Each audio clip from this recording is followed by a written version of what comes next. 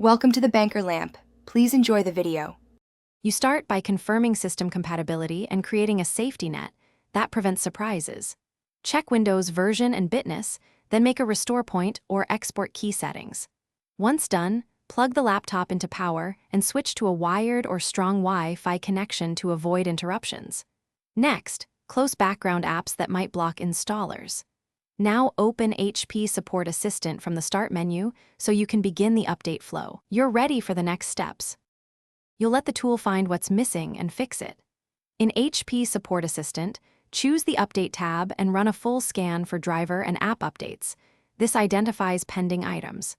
If the built-in updater stalls, download the latest HSAW installer package from HP Support and run it as administrator to replace corrupted files. During installation, follow prompts, accept license terms, and allow required reboots. These finalize driver installations and services.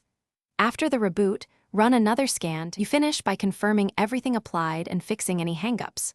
Open history in HP Support Assistant and review completed updates, then run one more full scan to ensure no residual items remain.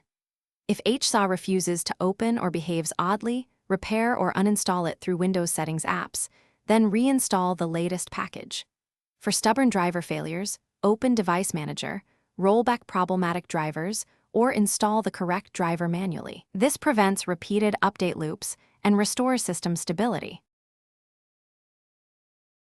Thanks for watching. If this was helpful, leave a like and consider subscribing. See you next time.